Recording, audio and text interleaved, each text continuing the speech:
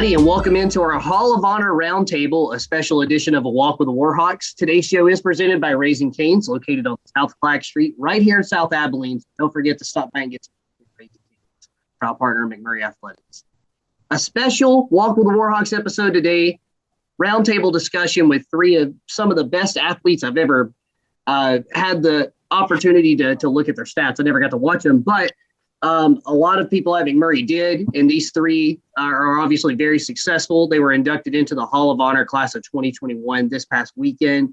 And also all three are coaching here at McMurry, so there's a common denominator there as well.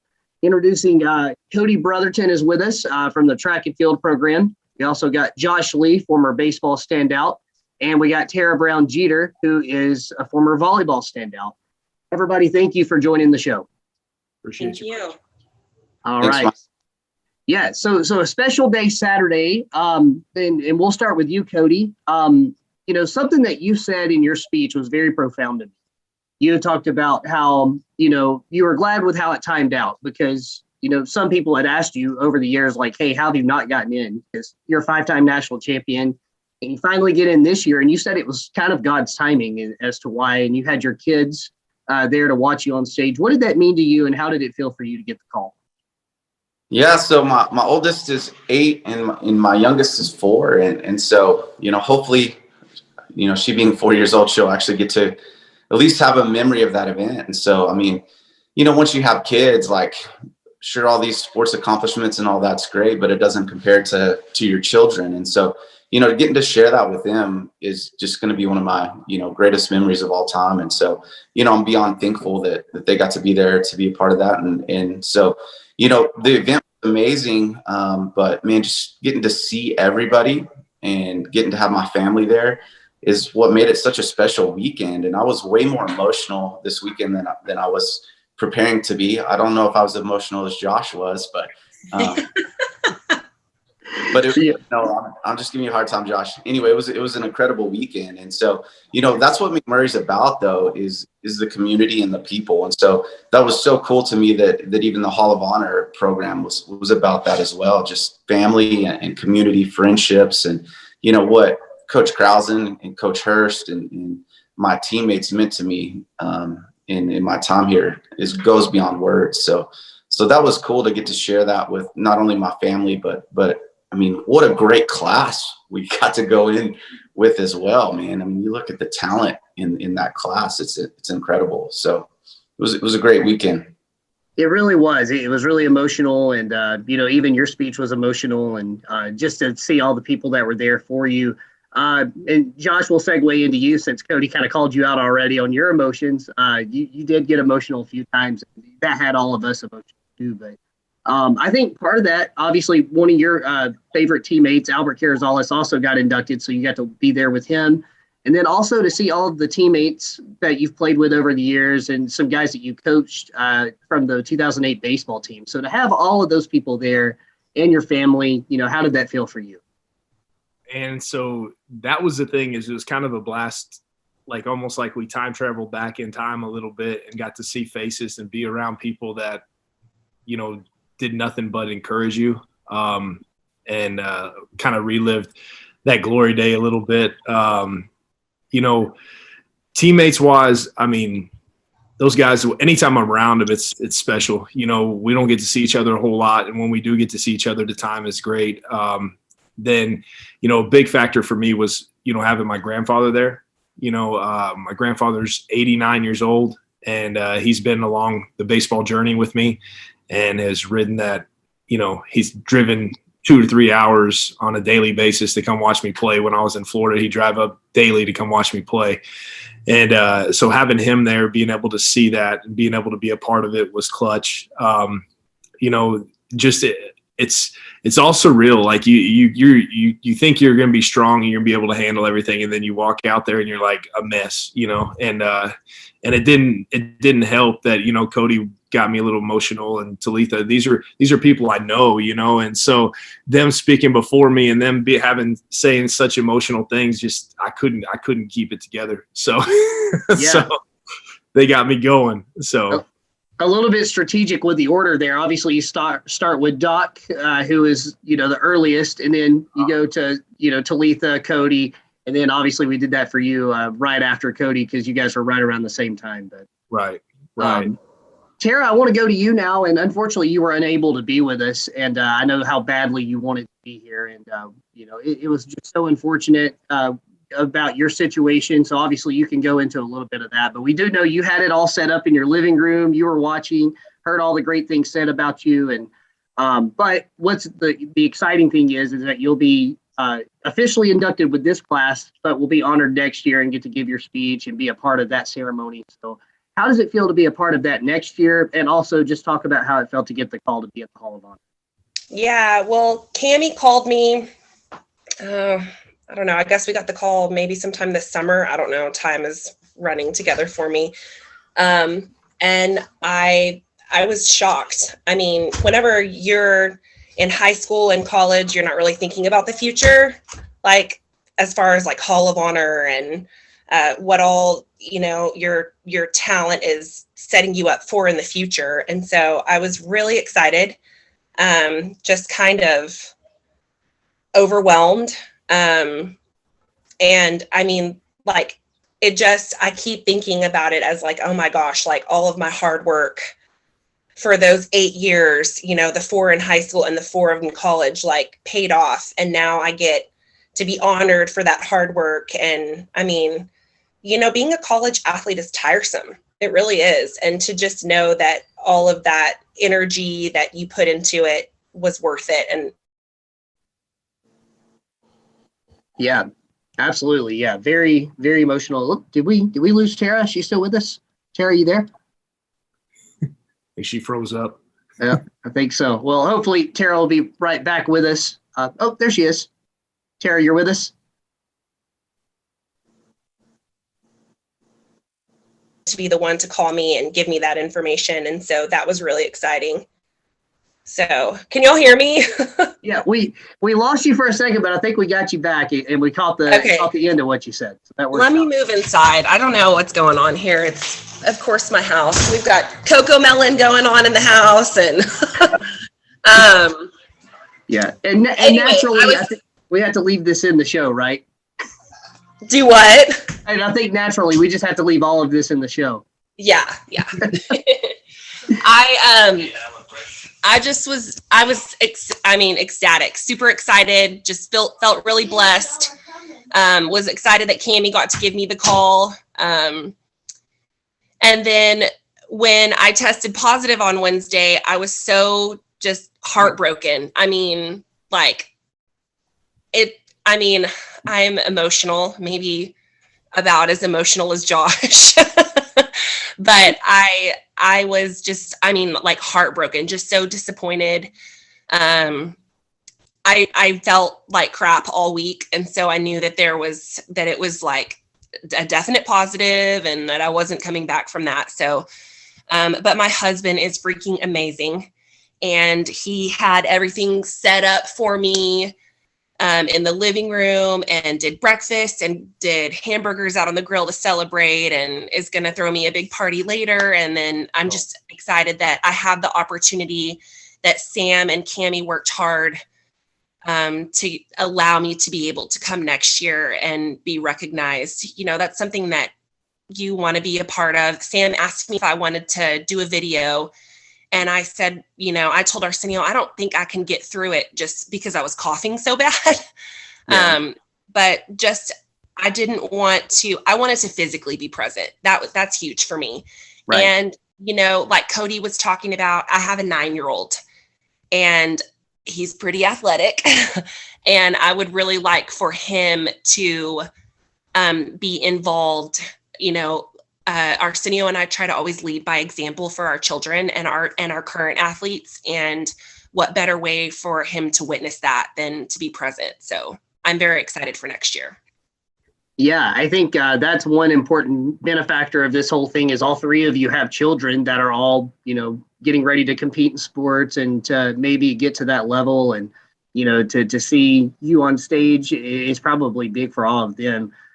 Joshua, we'll go back to you first. I want to talk about how all of you all of your journeys brought you back to McMurry, the place that you love and the place that you succeeded at so much as an athlete, now brought you back as a coach. And Josh, you've done it twice. So talking about, after you got drafted back in 2004, I believe it was, you played about 3 or 4 years of pro ball, then came back into coaching. You went to Southwestern first, but then came back to McMurry. And then about, 10 or so years goes by and you're here again for your second stint as an assistant coach. So talk about what's brought you back to McMurry. So the first time, when I got done playing pro ball, I was back here I was kind of in limbo. I didn't know what my career path was going to look like. I didn't know if I was going to still try to stick and play some more baseball or if I was going to just move on. My daughter had been born and she was about 6 months old. So I made a decision at that point, it obviously was no longer about me. It was about her. And so I needed to do what I needed to do to take care of my daughter. And Coach Driggers gave me an opportunity and I became basically a graduate assistant. I had started grad school at Hardin-Simmons. And so he said, hey, you're going to come coach with me. And then a couple weeks later, I got the job at Southwestern. Well, then in the fall of 2008, Coach Saltzgaber retired. Mm-hmm. And Coach Driggers called me in December and said, hey, I want you to come back. And I was like, Coach, man, it's the middle of the season. Can we wait till the end of the year? I'll come back at the end of the year. And he goes, Josh, I helped you get that job. I never wanted you to leave in the first place. You need to come back. And so it was really non-negotiable. And it was a better situation with regarding financial and all the above. And it was a very, very good decision, obviously, because that team was very clutch and very good. And it was weird because a lot of those guys I was friends with. And so I had to come back and coach those guys, which was great. And then in the end of 2009, I had the opportunity to go to UTSA with Jason Marshall. And Jason Marshall actually recruited me at McMurry. He was the assistant coach at McMurry at the time. And he sat in my living room and, convinced me and my mom and my dad that McMurry was the place for us. And it was. And I'm very thankful for that moment. So when he called and asked me to come to UTSA, he hadn't steered me wrong that time. So I'm not going to – I think we're going to be in a good situation if I go down there. And I spent 3 years down there with them and then transitioned out of coaching. Actually my wife's job brought us back to Abilene. Deep in my heart, I always wanted to be back here at McMurry. I just didn't know it was going to happen. But whenever her job came back, it almost seemed like surreal. It kind of things kept falling in line. And when Coach Coleman left and the assistant position opened up here, Coach Byington called me. And, it's that old adage, that old story you hear, where the man's on the island and the boat comes and he said, no, God's going to take care of me, and he sends the boat off and the boat comes and he says, God's going to take care of me. And then the final boat comes and he's no longer there. And he's standing there, God, I thought you were going to take care of me. And he said, well, I did. I sent 3 boats, and so, well, I had been asked 3 times to come back. And so this was the third time. I said, you know what, I'm not this. And my heart was always here. It's always been here at McMurry. But things hadn't aligned correctly within the family because it's not just about me. It's about my family. I have to make a decision what's best for my wife and my daughter as well. And so it was perfect. Everything aligned. And just with the opportunity, of what the future holds here, it was clutch. It was the right time. Absolutely. That's amazing how it's almost like a circuitous route for you. You started at McMurry, you've ended up again at McMurry, and let's be honest, all 3 of you are slam dunk choices to be back here with your respective programs. Cody, let's go back to you. Talk about kind of what brought you back to coach the throws, because if you want your throwers to be successful, why not hire the best one in the program's history? So talk about what brought you back here. Well, Paul Davis made sure that I'm not even close to the best one in our history. That's true. He did break your records. That's right. Let me brag on him for a second. Like his record would be I think 25th in Division I. And so it's pretty cool to have that legacy from our Division III program. But yeah, Paul, hope you're watching this, man. What was the question? I got off track. No, I'm just kidding.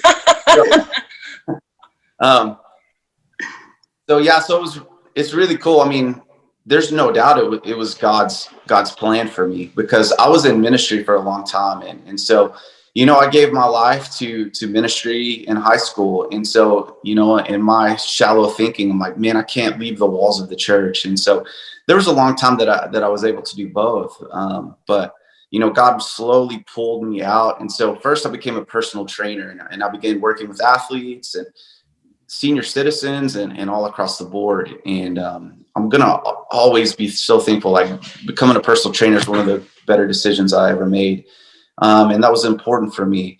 And so I actually started throwing myself again. So at age 35, I had this crazy idea of like, okay, I'm going to start throwing again. And so I started asking all my friends, hey, should I do this? And Coach Cook, who's now at ACU, I wanted somebody to talk me out of it, and nobody did. Everyone was like, hey, just go for it. So I actually started throwing at McMurry for a year. So I kind of threw with the team, and I didn't know God's plan at the time was to be that, hey, the next year that job opened up. And so, man, I was there. I already was throwing with them, training with most of the people on the team for that year. And, after that, man, it's like, okay, here we go. The job opened up, and I already knew most everybody, and there we go. But it's a dream job for me. I tell people all the time, like, I can't believe I'm back at McMurry coaching the throws. And man, McMurray's, just so close to my heart. It was such a great place for me, such a great experience. And McMurry track and field, that blood runs deep too. And we have big goals to live up to what Coach Krausen, the standard she set when I was there, and as she continued coaching, even after I moved on, she raised the bar even more. So, I want to make her proud and try to, just live up to the standards that she set for the program. And we got the right kids. It's an exciting time to be part of McMurry track and field. Yeah, it sure is. And, something I've noticed with all three of your programs, as you were saying that, Cody, there's continuity all across the board. I mean, talking about baseball, Josh Byington taking over right after Driggers, like that just kind of kept the tradition going because Byington was already there. Josh, you coming back. And then the track and field program, Barbara Krausen there for a long time, all the success. Now you back with the program. I mean, that's an obvious choice for Coach Knight. And then Terah, transitioning to your program with volleyball. Cammie Petrie, the longtime head coach, broke the all-time wins record, and she was obviously your coach, still here. And unfortunately, COVID-19 has been really rough on the volleyball program as far as assistant coaches, but you stepped in a time of need for Coach Petrie. Talk about what that was like for you to be asked to do that and to be able to be in this role now that you're in. Yeah, well, I'm also teaching in AISD. This is my 6th year. I teach 8th grade business at Madison, and then I have been coaching at the middle school level as well. And in this district, if you're a middle school coach, you coach it all. Right. So I was doing volleyball, basketball, track, soccer, back to back to back. And I love what I do. There's nothing like middle school sports that kind of test that unsaved side of you. But I couldn't put that much energy and time into 4 sports at that level because I was doing a disservice to my children and my family, and I was doing a disservice to my classroom, which is really why I got into that profession. I love to teach. I love what I do. I love that age group, 6th, 7th, 8th. But I decided not to coach this year after having our youngest baby. And I worked the books at Cooper. I was working the Bev Ball tournament actually, and Cammie was there recruiting or just watching. And she walked up to me and said, we were just kind of talking, like we always do. And she said, hey, would you be willing to come help out with practice a couple of days a week? Because I said in the conversation, I'm not coaching this year. And I was like, yeah, I can do that. And then within like 2 or 3 hours during that day, it had turned into, what if I could get you on as my assistant for the entire season? Unfortunately, Bryn had to resign in a very unfortunate timing for Coach Petrie. And I know she didn't have her assistant last year. And I was like, I can't leave her hanging. and to get to go back to McMurry and coach alongside her, who, I mean, I love her. She's a huge mentor of mine. She's been at, both of my baby showers. She was at my wedding shower. She was at my wedding, just that relationship has continued. It was a no-brainer to come back. I'm really proud of the group that we have this year. If we can get well, I think that the rest of the season is very promising for us. It's just, like Cody said, my heart just really, it bleeds maroon and it runs really deep for McMurry, not just on the athletic side. I had some fabulous professors as well. Janet McMurry got me through some nasty injuries, 2 of my 7 knee surgeries, and just that the community just kind of draws you back in, and I just feel really blessed to be back and getting after it. So especially with Cammie, that is such an honor for me because she's amazing. Yeah, that's more than just a cherry on top for sure. Yeah. Oh man, just hearing you all talk about what McMurry means to you and just about this program, it's very special. And when I got here 2.5 years ago, I started realizing that people love this place that are here, and they want to give back as much as they can. And even the alumni are just so supportive, and all 3 of you are a testament to that. One thing I want to transition into and just hear from each of you, what advice would you give to people that are either you're coaching right now at McMurry or people that are coming up and maybe has seen and admired your career? Because Josh, I'll start with you. I know you had talked about some of the guys you admired coming up. You mentioned a lot of the former guys that played McMurry baseball and how they all kind of looked up to you. What advice would you give to those people maybe that are playing now or maybe on the verge of a Hall of Fame career? What advice would you give? I said it, it's not just about me, and I truly mean that. I was blessed to put up some numbers, but if it weren't for the guys around me, if baseball, I mean, they can pitch around guys, so we had such deadly lineup around me that they had to throw to me, and which in turn allowed me to do what I do. But you have to embrace the team concept. You have to embrace each other. You have to be willing to work with each other. It said the old adage, iron sharpens iron. When I was at McMurry 01 through, I graduated in 05, but finished playing in 04, man, it was like you were walking around with absolute dudes and everywhere. Women's, basketball was on the rise. Men's basketball was unreal. Football was coming up, figuring things out with, transitioning.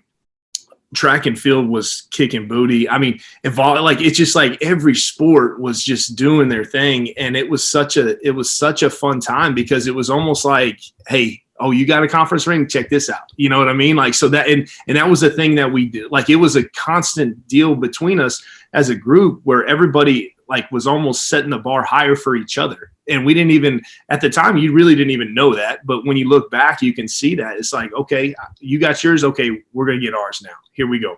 And that was the mentality. And that was encouraging. And I believe we've got something really special going here at McMurry. The coaching staff is phenomenal. A lot of them are friends of ours. We're all friends. We're all intertwined somehow, and just the love that we have for our kids is, and not only kids, are adults, and trying to pour into them. There's nothing but success going to come from that. It's just a matter of everybody just legitimately trusting the process and going and taking care of their business and good things happening.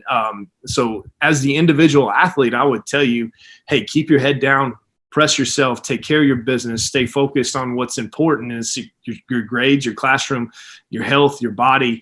And then at the end of the day, there should be good things that will come from it, whether it's accolades or it's team success or whatever the case may be. Those things will happen, but those can be individual goals that you look at, but they're not necessarily the only thing that makes or breaks me. You know what I mean? Team success, a good degree, all those things, those are what's important, and at the end of the day, if you as an individual get some accolades out of it, that's pretty cool too, so, but that's what I would say, just continue to set the bar high and set your expectations high.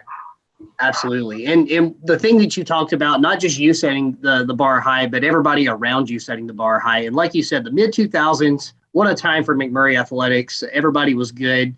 Something I thought was really interesting at the Hall of Honor, transitioning to you, Cody, was hearing all the former track and field athletes like Han and Carla and others talk about how they wanted to be like Cody Brotherton because he had his face on the magazine and they wanted to be that. And Cody, what did that mean to you to hear that? But also just in relation to what Josh said, just how competitive it was at that time and how great everybody was. And then just talk about what advice you would give your current athlete. Yeah, first, they chose very well. They're very wise for wanting to be like me.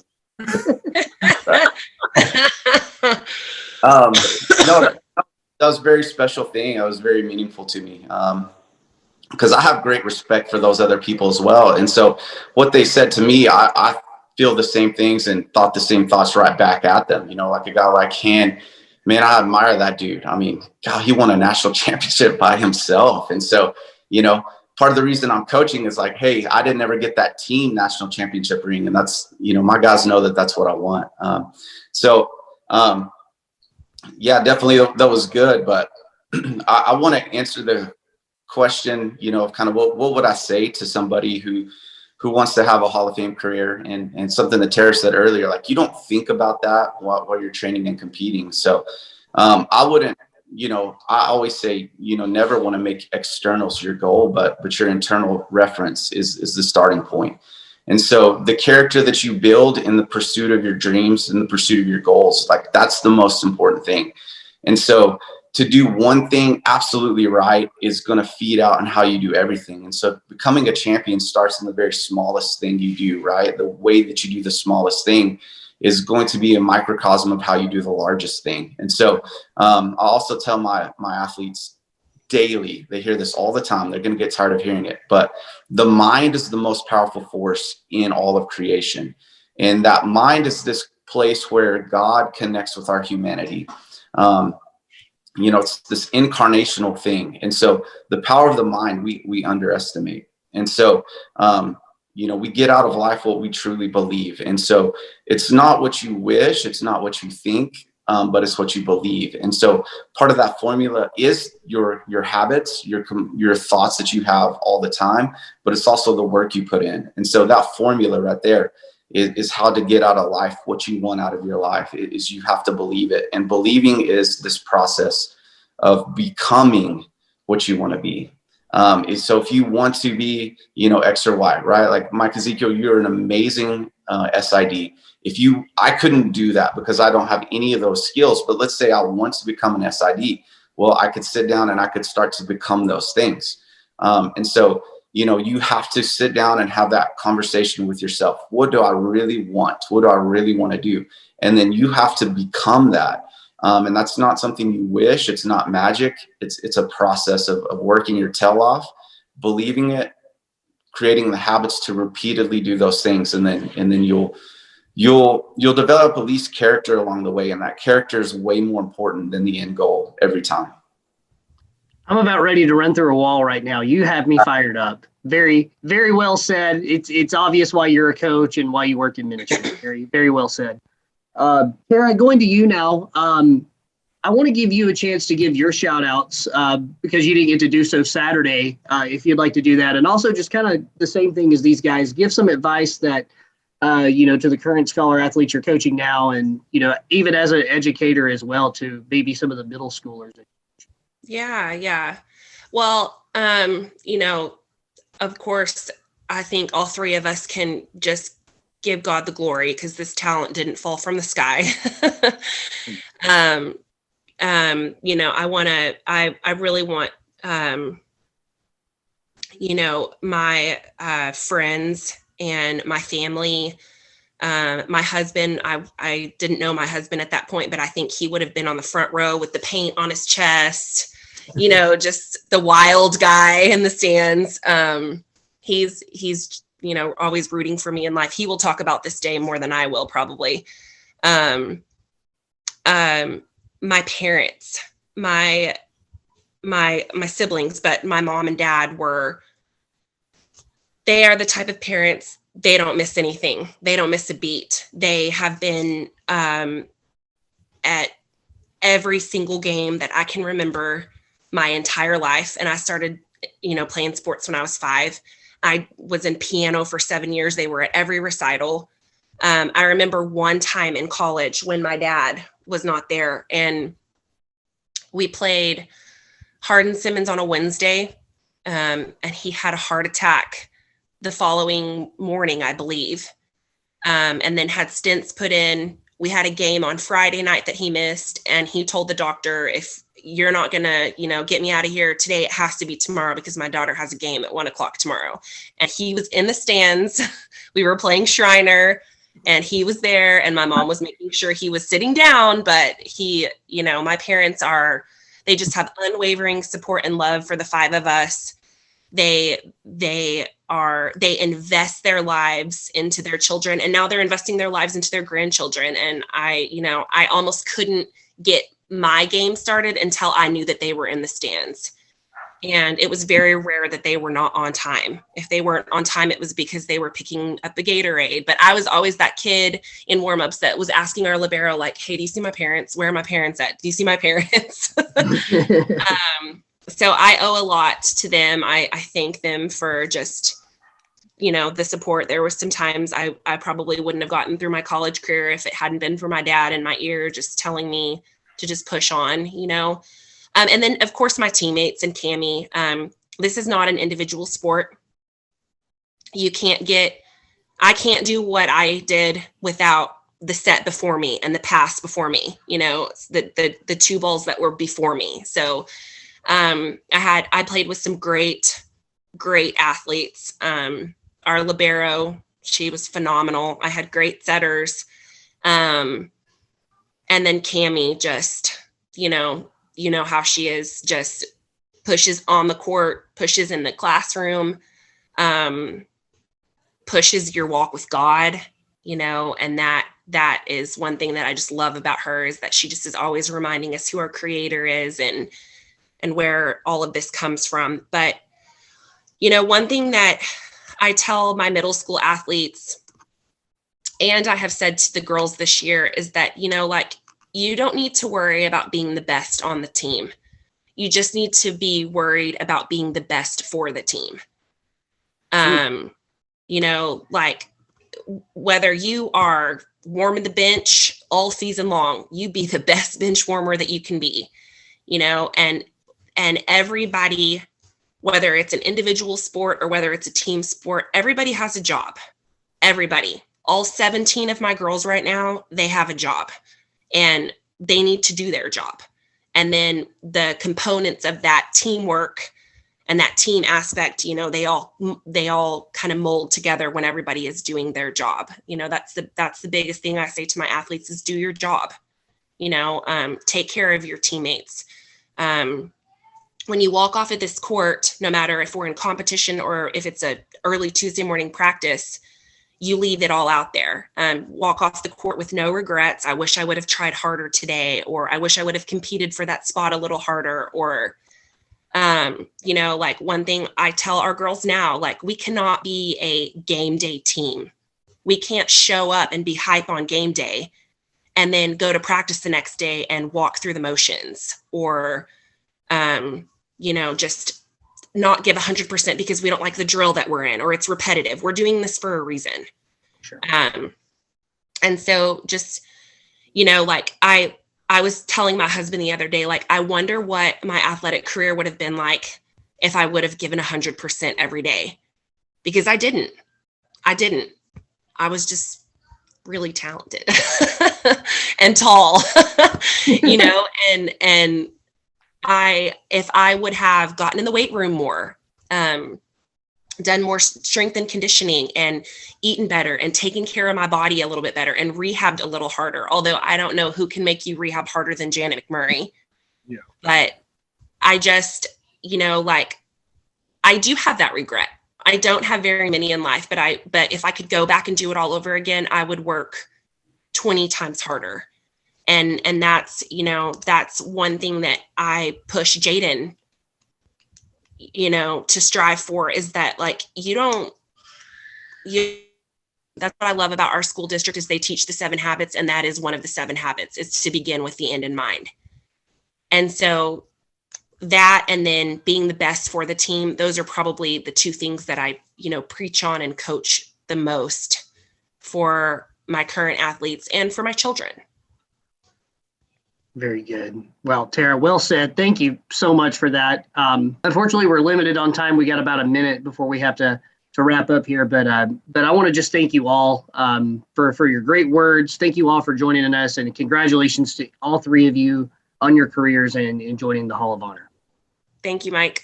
Appreciate you, Mike. Yep. Thank you, Mike. All very well deserved. All right. Thank you so much for tuning into our roundtable discussion presented by Raising Cane's. Have a great day.